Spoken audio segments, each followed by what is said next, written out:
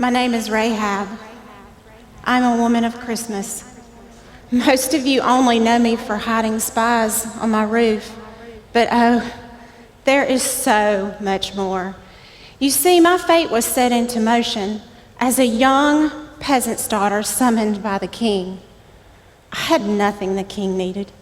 My father said, "Rahab, the king only chooses the most beautiful girls." I assumed I would go to the king and then return to my family. My father, he wept. He had no power to save me, and I hated him for it. So the king, he took what he wanted. He took me. I was determined not to end up like a discarded sandal, and I pretended to enjoy his embraces. But finally, a way of my escape.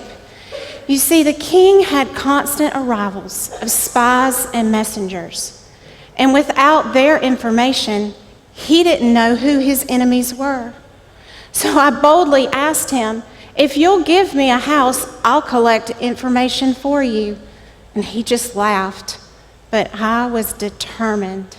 And finally, he gave me a house situated on the eastern gates so I could watch the comings and the goings. For so many years. And I'm so ashamed of my doings back then.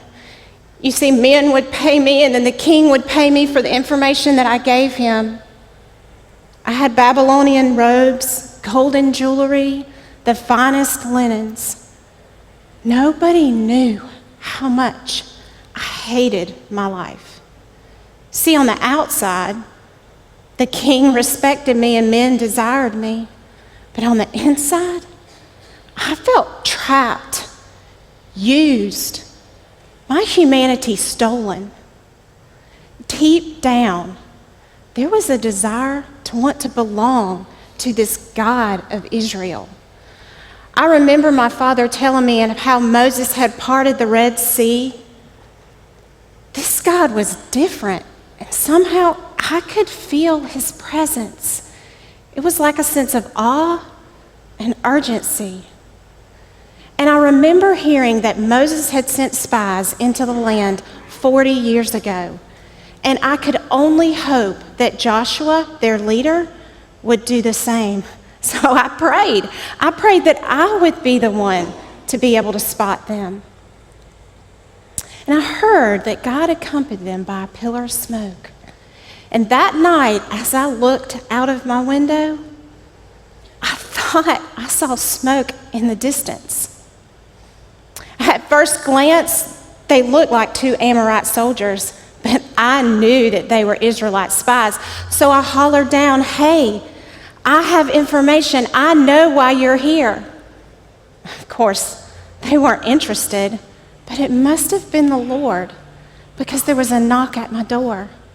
And I knew we had to act quickly, so I hid them up on my roof, and as I was covering them with flax, I heard one of them say, "We're putting our lives in the hands of a harlot?"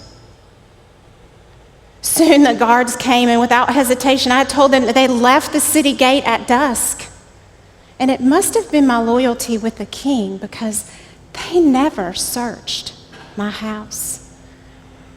And then when it was safe, Simone and Ephraim came down, and I told them that I knew that the Lord had given this land. And with tears in my eyes, I so desperately wanted to be a part of their people. Simone quickly told me that prostitution wasn't allowed. And I said, "I understand. I'm done with this lifestyle. I want out, a fresh start. I didn't choose this." But my only request for hiding them was that when they came back to destroy our city, that they would remember me and my family. And they agreed. The sign, a scarlet cord hanging out of my window, the same cord that they escaped with that night.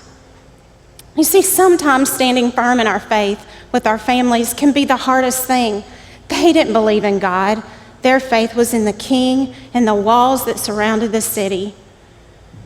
But I told them that if they came to my house, we would be safe. I so desperately wanted them to believe and have faith in God. As I looked out of my window a few days later, I saw a miracle. The Jordan River, it was rolled back like carpet, and the Israelites were heading our way.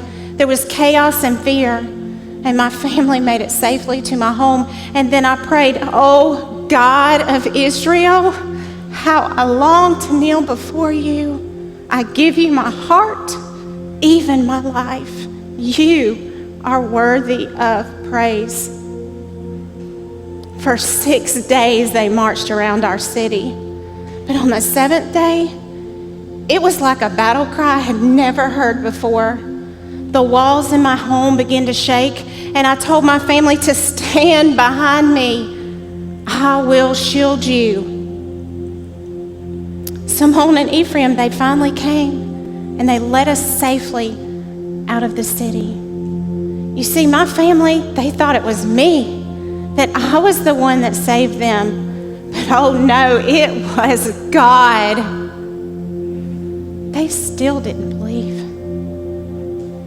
Joshua, he granted them to go back into their land, and they expected me to go. But I could not. I told Joshua if he couldn't accept me into his people, that I should have died back there in that city. My family, they walked away.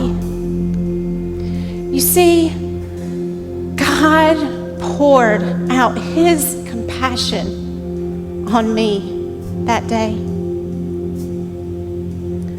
My name is Rahab. I am a woman of Christmas, standing in the lineage of grace.